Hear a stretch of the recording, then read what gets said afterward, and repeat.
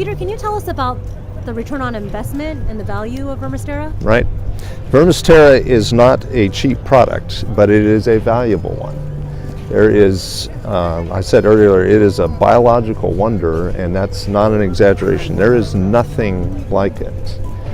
And what makes it special, I've talked about this before, but what makes it special is where the bacteria come from, which is the worm gut, and the number of bacteria that are in every unit of volume.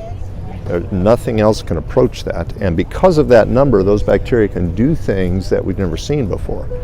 So the return on investment, you can look at it as what problem am I trying to fix, and did I fix it, and did it save me money? It will do that. A more honest evaluation of that is to look at all the things that the VermisTerra tea and the castings do, and factor that into how much you're spending. So we don't try to be the cheapest. What we try to do is provide value, which is why we're kind of hard to find. We don't have a huge marketing budget. We don't put a lot of effort and cost into hype. We keep that within so that we can keep the price down to make it commercially viable. But it is worth every penny and more because of all that it does. So for example, I might use it in almonds as a substitute for fumigation because it will starve out nematodes and reset the biological clock. But it also helps mitigate salt. It also helps aerate the soil. It also helps provide strength to the tree for opportunistic pathogens like Ganoderma, wood rot. It also keeps my lines clean. So it also degrades complex hydrocarbons like herbicide in the soil. All those things, not all of which I can quantify, but they're all real. Great answer. Mm-hmm. We often get people asking, can I use VermisTerra with other fertilizers, my existing program, right, or do I have to use it by itself? Right. So when people discover this product, they often wonder, do I have to use only that, or can I mix it with other things? And the reality is that often people choose to use only the VermisTerra as their standalone nutrient source, and it works. But a lot of our customers like to use it to address a specific problem, and so it becomes part of their ongoing program. And fortunately, it is complementary to just about everything except the things that are going to kill bacteria. So it's not complementary with sulfuric acid. It's not complementary with copper, but it is complementary with calcium nitrate or UN32. Or you can blend it with those things, or use it in the same irrigation without having to worry about efficacy problems or something precipitating out or clogging something up. So it's very compatible with most things, and it's easy to use. We run it through the drip system. It won't clog. It actually cleans the lines. Further, because of all the organic acid that is inherently part of what VermisTerra tea is, it makes the use of the main NPK more efficient. So chemical companies will use humic acid to extend the efficacy of nitrogen, and that's a legitimate approach. This does that, and so my customers will often reduce their nitrogen input because the nitrogen use is more efficient. So, are you saying that VermisTerra tea has humic acid in it, or it takes place of it? VermisTerra tea does have humic acid. That is not part of what we use to make it, but humic acid describes a host of compounds. Included in that are organic acids, which are not all humic acids, but so the bacteria produce some humates, and the bacteria in their metabolism and because of what we feed them produce a lot of organic acid. And so the organic acid and the humic acid have some overlap in function in the soil, and the tea addresses all those points very efficiently. Great. So for those of us that don't understand humic acid or humates, or what are the benefits of that? Humic acid is a very big, relatively charged particle that functions in the soil to give a resting place or a place for the positive cations, the mineral elements that have a positive charge, to hang out. And so because it has a lot of negative charge sites, a lot of, say, calcium or magnesium or potassium can plug in there and not be locked into a smaller, tighter space that has a negative charge. So humic acid tends to function to flocculate soil and just sort of expand it a little bit. The bacteria in the VermisTerra tea do a couple of things in that regard. They have inherently in that mix lots of those kinds of particles that have lots of charge sites, but they also serve to dissolve mineral complexes like calcium phosphate or zinc phosphate that are insoluble, but the bacteria break them apart, and then they give the calcium a place to hang out that is more easily accessible to the plant. Wow. Well, you've told us so many benefits to VermisTerra tea and castings. We're wondering, well, how come people haven't heard of it? Why haven't the local farmer from down the street heard of us yet? Well, that's always a good question, and most of the time I have to say that in the farming world, in the agriculture community, we're fairly legitimately skeptical, and it's a reasonable thing to ask, if it's so good, why haven't I heard of it?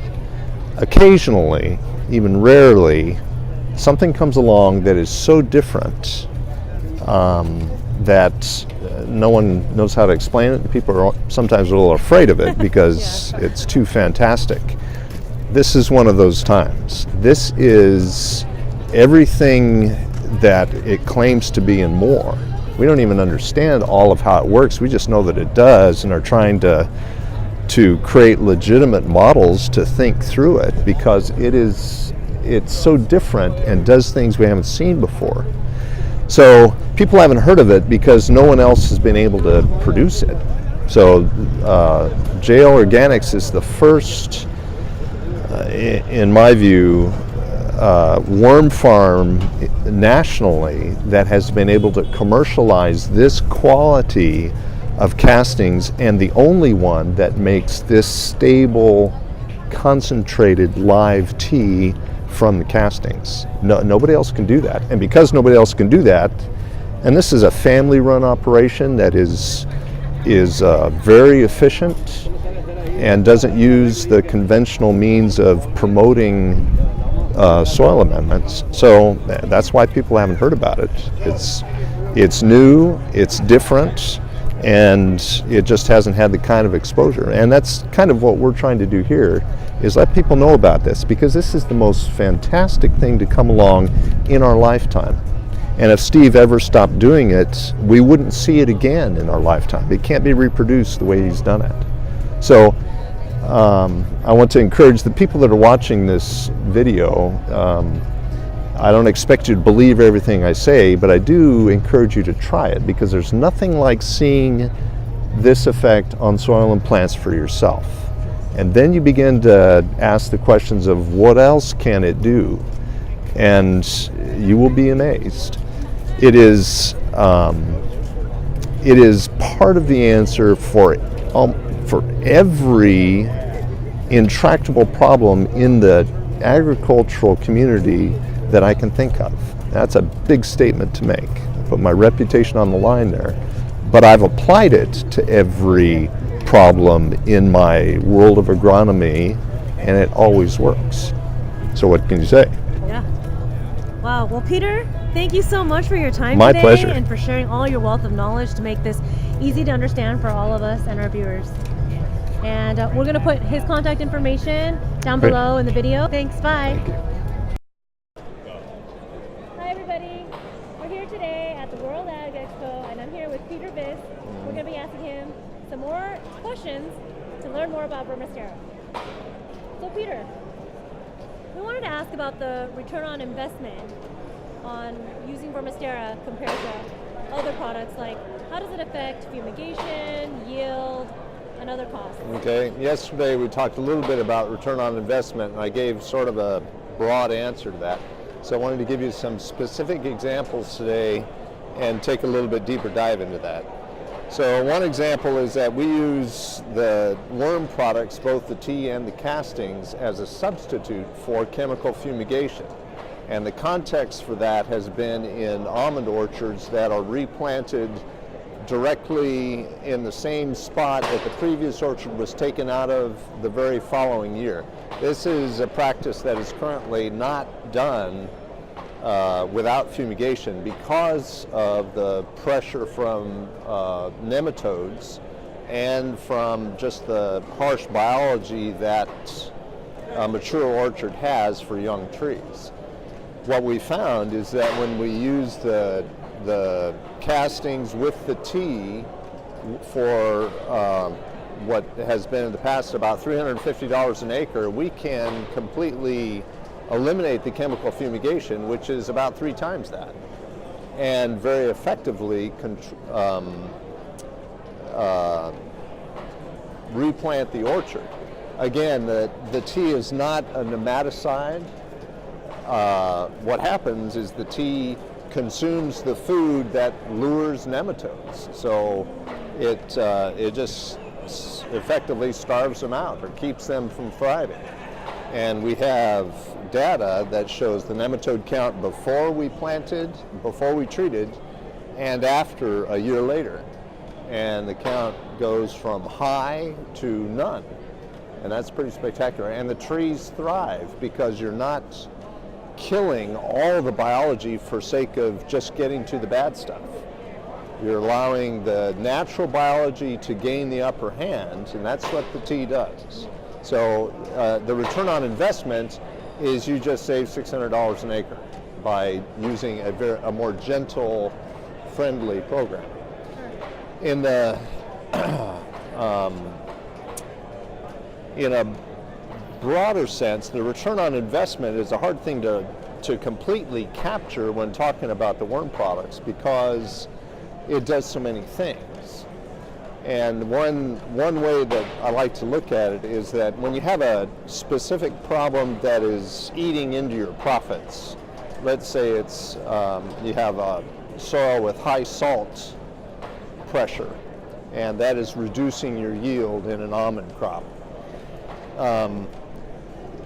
Anything you do to reduce that salt pressure and gives you more crop, it is a good thing, and it's easy to see. But let's say you have a pretty good field and you're producing 3,500 pounds to the acre. What it takes to get that last bit out of that ground and out of those trees so that you're producing 4,000 pounds to the acre, that's harder to get to, but it's the cream of the crop. That's all profit. Everything, you've paid all your costs already. This is just gravy.